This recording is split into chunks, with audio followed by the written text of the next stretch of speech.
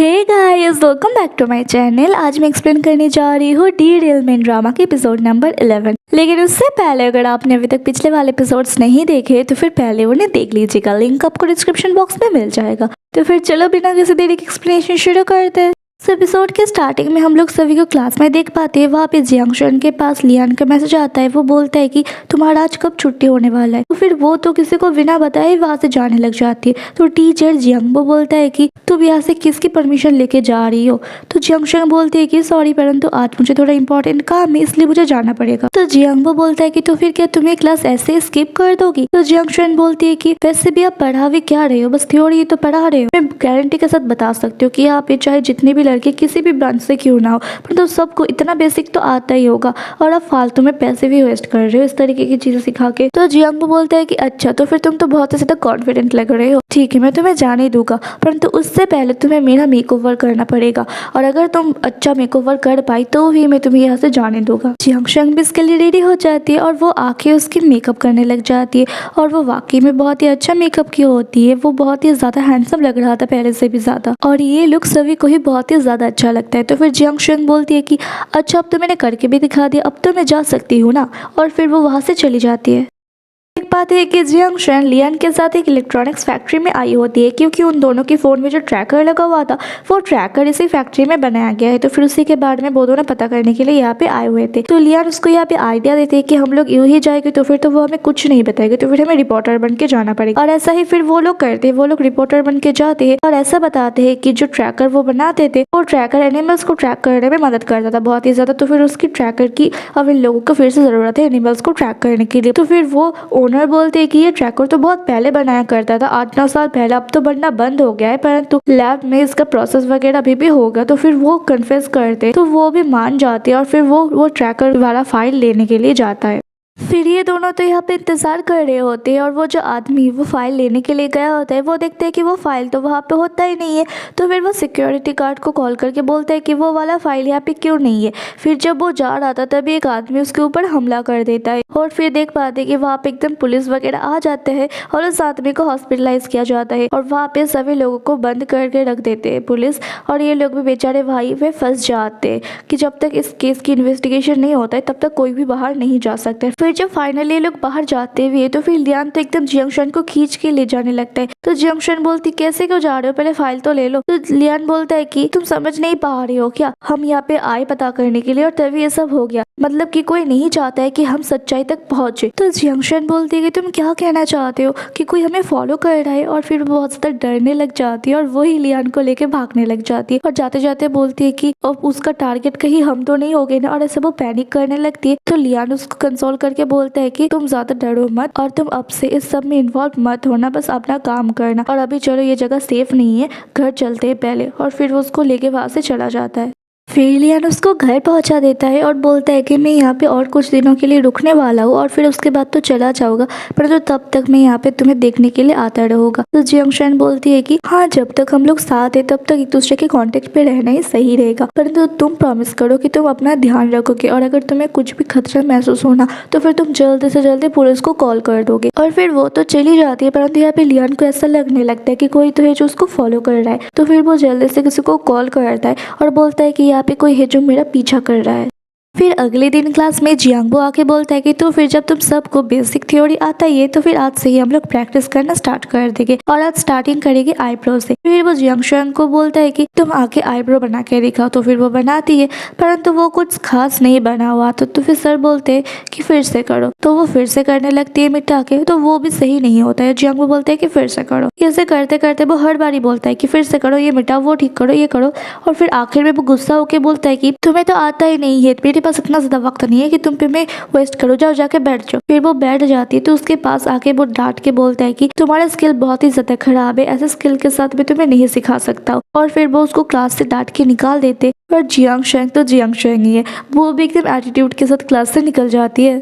फिर क्लास खत्म होने के बाद जियांगबो जब जा रहा था तब वो जियांगशन को बोलता है कि कल से मेरी क्लास में तुम्हारा चेहरा नहीं दिखना चाहिए। तो जियांगशन बोलती है कि आप मुझे ऐसे कैसे निकाल सकते हो, पैसे तो आप पूरे ले रहे हो। ये सब बोल के वो उसी के साथ बहस करने लग जाता है। तो जियांगबो बोलता है कि तुम अपने आप को इतना ज्यादा सुपीरियर क्यों समझते हो। तो इसको याद आता है जियांगशन को कि किस तरीके से रूई ने भी उसको एक बार बोला था अपने रियल वर्ल्ड में कि वो अपने आप को बहुत ज्यादा सुपीरियर क्यों समझता है हमेशा। और यहाँ पे जब ये सब चल ही रहा होता है तभी वहाँ पे लियान भी आ जाता है और जियांगबो जियांगशन को बोलता है कि तुम्हें ये अपने आप को सुपीरियर समझने वाला एटीट्यूड जो है ना वो मैं बर्दाश्त नहीं कर सकता हूँ, इस वजह से मैं नहीं चाहता हूँ कि तुम कल से क्लास में आओ। तो जियांगशन उसको रोक के बोलती है कि आप मुझे ऐसा बोलने वाले कौन होते हो, आप मेरे बारे में जानते ही कौन हो। तो तभी वहाँ पे जियांगबो देखता है कि लियान वहाँ पे आ चुका था। तो वो बोलता है कि देखो तुम्हारा फ्रेंड आ गया है, तो तुम नहीं चाहोगे कि तुम्हारे फ्रेंड के सामने तुम्हारी बेइज्जती हो। तो फिर वो चला जाता है और फिर वहाँ से जियांगशन भी चली जाती है। और ये बेचारा लियान सोच रहा होगा कि इस लड़की को चाहे कहीं भी लेके जाओ, ये कहीं ना कहीं से झमेला तैयार कर ही लेती है।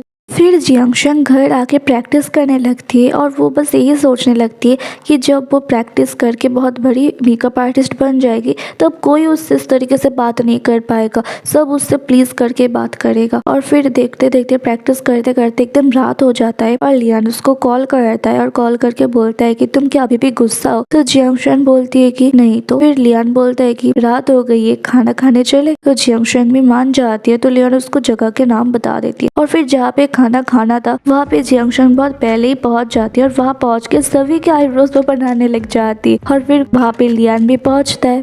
यहाँ पे लियान बोलता है कि तुम फंगसाओ की कॉल क्यों नहीं उठा रहे हो, वो मेरे को कॉल कर रहा था। तो फिर मैंने उसको बताया कि यहाँ पे क्या सब हुआ था, तो मैं क्लास से निकाल दिया गया। तो जियांगशन बोलती कि तुमने ये सब कुछ उसको क्यों बताया। तो लियान बोलता है कि तो उसको तो ये सब बताना जरूरी था ना कि तुम्हें क्लास से निकाल दिया गया ताकि वो वहाँ से किसी और लड़की को भेज सके जो तुम्हारे बदले में वहाँ पे क्लास कर सके। तो जियांगशन बोलती है कि मुझे क्लास से निकाल दिया गया, इसका मतलब ये थोड़ी है कि मैं क्लास में नहीं जाऊँगी क्लास लेने के लिए, मैं तो फिर भी क्लासेस करने के लिए जाऊँगी, तुमने उसको क्यों बोला ये सब। और तभी वहाँ पे फंगसाओ का भी कॉल आने लगता है। तो फिर वो तो डर के एकदम बंद ही कर देती है। तो लियान हंसने लगता है और बोलते हैं कि मजाक कर रहा था, मैंने उसे कुछ नहीं बताया इस बारे में, वो तुम्हें कॉल इसलिए कर रहा है क्योंकि तुमने उसको कॉल करके नहीं बताया कि तुम ऐसे ठीक से पहुंच गए हो और क्लासेस कर रहे हो। फिर जियांगशन भी बात समझ जाती है। फिर अगले दिन क्लास में देख पाते हैं कि जियांगबो को देख के ही जियांगशन तो मास्क पहन लेती है और जैसे ही जियांगबो बोलता है कि तुम यहाँ पे क्यों आई हो, तो जियांगशन बोलती है कि आपने बोला था कि आप मेरा चेहरा नहीं देखना चाहते हो उस क्लास में, परंतु मेरे तो इस तरीके से चेहरा दिख ही नहीं रहा है ना। तो बेचारा जियांगबो भी और कुछ नहीं बोलता है। फिर देख पाते हैं कि वो लोग कुछ दिनों तक बहुत ही ज्यादा मेहनत करते हैं सभी लोग मेकअप में। फिर एक दिन रात को जियांगशन खुद पे ही मेकअप की प्रैक्टिस कर रही थी तभी वहाँ पे लियान आता है। तो वो लियान के सामने ऐसे ही मेकअप करके जाती है और वो बहुत ही ज़्यादा सुंदर लग रही थी। और फिर वो लियान को अंदर बुला के एकदम से उसकी बहुत ज़्यादा करीब चली जाती है और फिर उससे पूछने लगती है कि मैं कैसी लग रही हूँ। तो लियान बोलता है कि नॉट बैड। तो जियांगशन खुश हो जाती है और बोलने लगती है कि तुम भी अट्रैक्ट हो गए ना मेरी मेकअप स्किल्स से। तो यहाँ पे तो लियान बहुत ज़्यादा नर्वस फील कर रहा था, तो फिर वो बात को घुमा के वहाँ से चला जाता है। फिर ऐसे ही कुछ दिन और बीत जाते हैं मेकअप प्रैक्टिस करते करते और फिर ये दोनों साथ में बैठकर बात कर रहे थे एक दिन नदी के पास। तो वहाँ पे जियांगशन बोलती है कि मैं बचपन से ही अकेले ही बड़ी हुई हूँ, मेरी मॉम डैड कोई भी ज्यादा ध्यान नहीं देता था मेरे पे, मैं तो पूरी रात भी अगर बाहर भी बिता दूँ ना फिर भी मेरे मॉम डैड को पता ही नहीं चलता। तो लियान बोलता है कि मेरा बचपन भी ऐसे ही गया है, मेरे मॉम डैड दोनों ही अपने अपने कामों में बिजी रहे थे, तो मैं अकेला ही बड़ा हुआ हूँ। तो जियांगशन फिर पूछती है कि तुम्हारे पास क्या कोई फ्रेंड्स थे। तो लियान बोलता है कि हाँ कुछ तो थे। तो जियांगशन बोलती है कि तो फिर हम एक जैसे नहीं है, क्योंकि मेरे पास तो फ्रेंड्स बहुत सारे थे परंतु सब लोग किसी न किसी तरीके से मेरे बस फायदा ही उठाए और फिर चले गए, सिवाय एक के जिसकी नाम थी रुई। वो बचपन से लेके हमेशा मेरे साथ थी, उसके साथ मैं आइसक्रीम ट्रक से आइसक्रीम खरीदने जाती थी। ये जगह काफी ज्यादा सिमिलर तो है परंतु फिर भी जब लगता है कि मेरा होम नहीं है तब मुझे फिर से अपने घर जाने का मन करने लगता है। फिर लियान बोलता है कि मैं थोड़ी देर में आता हूँ। फिर वो चला जाता है और फिर थोड़ी देर बाद वो आइसक्रीम लेके आता है और बोलता है कि यहाँ पे आइसक्रीम ट्रक तो नहीं है परंतु मैं तुम्हारे लिए भी सिर्फ आइसक्रीम ही ला सकता था। और ये देख के जियांगशन बहुत ही ज़्यादा इमोशनल हो जाती है और फिर वो बोलती है कि ये आइसक्रीम तो बहुत ही ज़्यादा स्वीट है। और इसी के साथ एपिसोड यहीं पे ख़त्म हो जाता है। अगर वीडियो अच्छी लगी हो तो फिर वीडियो पे लाइक कर देना और अपने दोस्तों के साथ शेयर भी ज़रूर कर देना। और वीडियो कैसी लगी इसके ऊपर एक कमेंट ज़रूर कर देना। और अगर चैनल पर नए आए हुए हो तो फिर चैनल को सब्सक्राइब भी ज़रूर कर देना। मैं फिर से मिलूंगी आप लोगों के साथ इसके अगले एपिसोड के साथ। तब तक के लिए अपना ध्यान रखना, दूसरों का भी ध्यान रखना। Bye bye.